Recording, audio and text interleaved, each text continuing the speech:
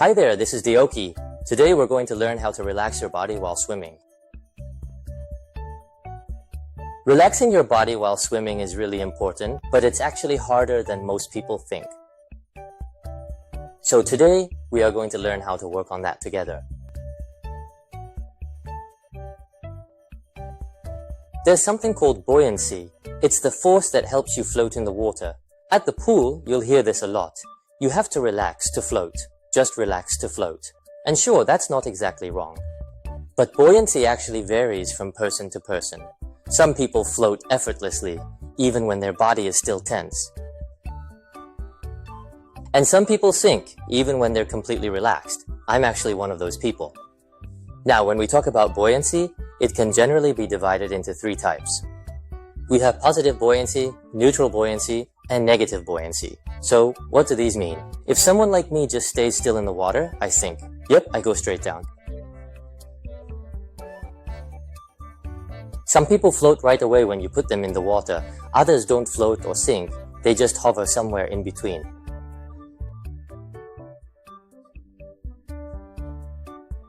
Someone who floats easily has positive buoyancy, someone who sinks has negative buoyancy, and someone who neither floats nor sinks has neutral buoyancy.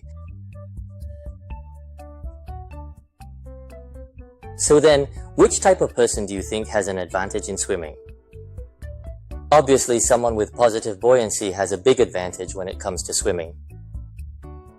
People like me, mostly muscle and bone, have a tough time swimming. Why? Because we sink.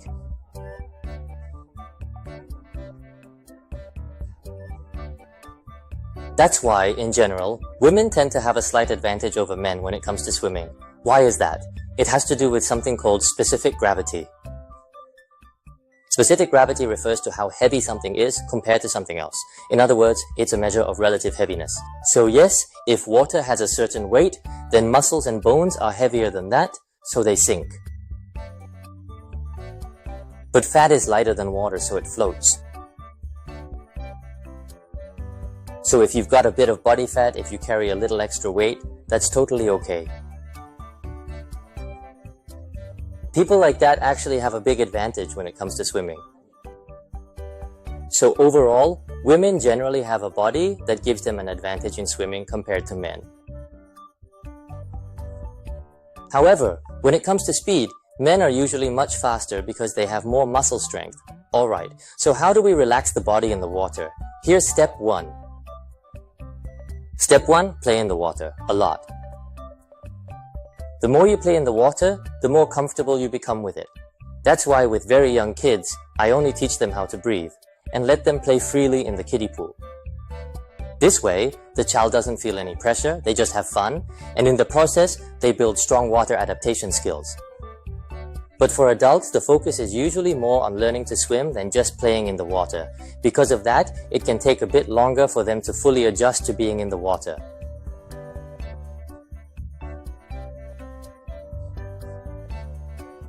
Alright, now let's try a simple exercise to help you relax your body. Okay, see this bench here? I set up this bench just for the demo, so if the position looks a little funny, I hope you'll understand. We're going to try horizontal floating, horizontal float. Just like it sounds, stretch out in a straight line and float. If you feel short of breath, simply stand up. I'll just call this floating for short. We push our body forward like we're gently tossing it into the water. As you come up after the float, pull your arms and knees in together, arms and knees. Pull your knees in towards your stomach and bring your arms back behind you. Once your feet touch the bottom, lift your head up to finish. Yep, this is how you stand up when you're face down in the water. It's a simple move, but because most people don't know it, they end up grabbing the lane line, the wall, or even the person next to them. I've even seen people grab someone's head by accident, but once you know how to stand up properly, it all becomes so much easier. Just like that.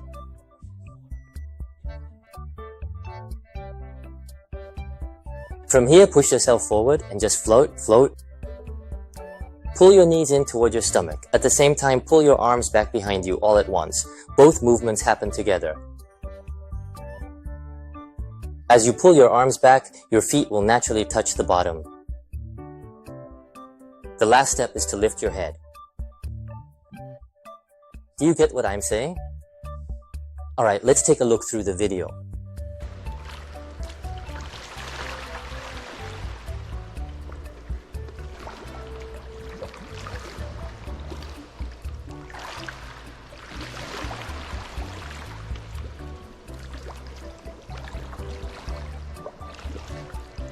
Alright, so when you do this movement, you need to let your body fully relax and trust the water. You need to let your body trust the water. So how much should you be floating? Try to float for as long as you can. Relax your body completely. Let yourself become one with the water. Just let it hold you.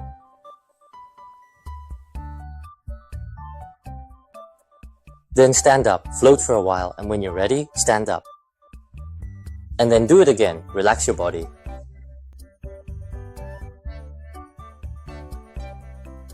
And stand up again. It doesn't matter if you sink or float. The important thing is to relax your body. Whether you tense up or relax your body doesn't determine if you sink or float. It depends on your body type. The key is to relax your body to swim efficiently. You need to know when to relax and when to engage your muscles so you can swim without wasting energy. Alright, even just 1 or 2 laps like this can help those who pick it up quickly learn to relax their body. So float forward, stand up, then float forward again and stand up again. At first, you might only float for a short time, but try to hold your breath longer and stay afloat as long as you can. And you'll realize something, it's actually much harder to sink in the water than to float.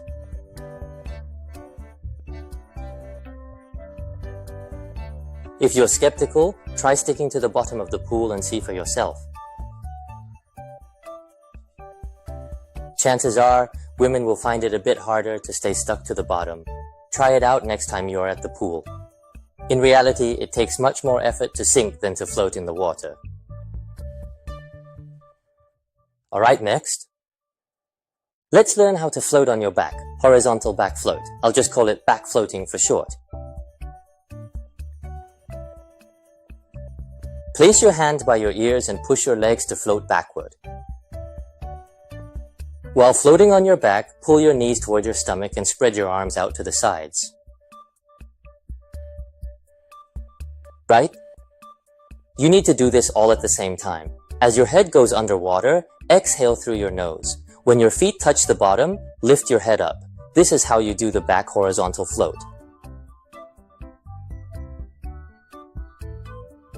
If you're comfortable with floating forward, try the forward float.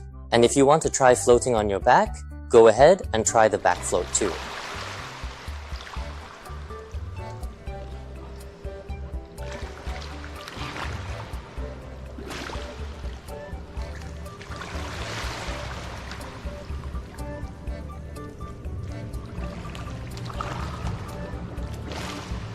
Alright, so far we've learned the forward horizontal float and the back float.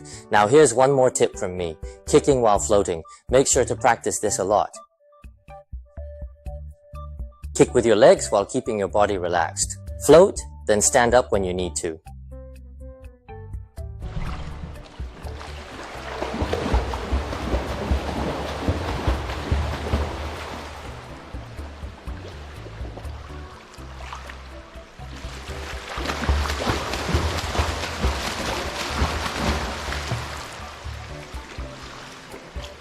Float forward in a horizontal position, kick to move ahead a bit, focus on your knees, and stand up when you feel short of breath.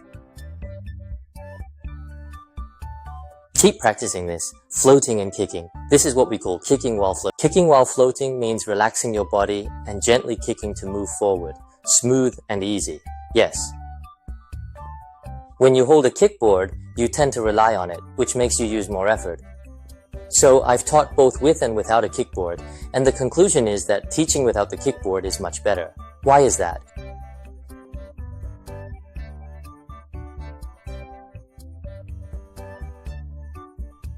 When you hold the kickboard, you end up relying on it, which causes you to tense up. Because people need to breathe, they tend to rely heavily on the kickboard. But even though it's a bit tougher at first, practicing without a kickboard helps you improve much faster. Yes, this is something I have learned through a lot of experience. I learned much faster swimming without a kickboard than teaching while holding one.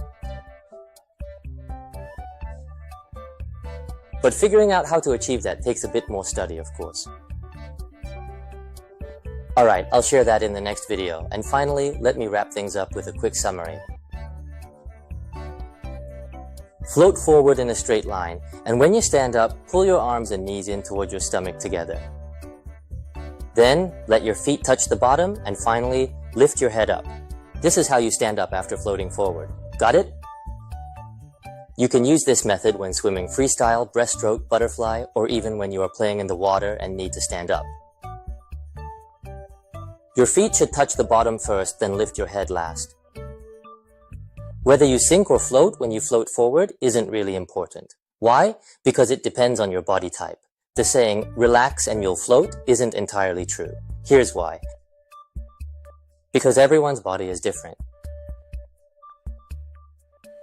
Relaxing your body doesn't necessarily mean you'll float, and tensing up doesn't always mean you'll sink.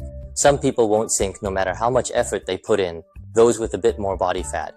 That's why relaxing doesn't always make you float, and tensing up doesn't always make you sink. Here's what I want to say, and when you do the back float, getting up is just like this.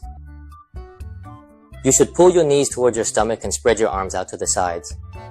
As you do this, when your head goes underwater, you need to exhale through your nose. If you do not, water will come in and it will be uncomfortable.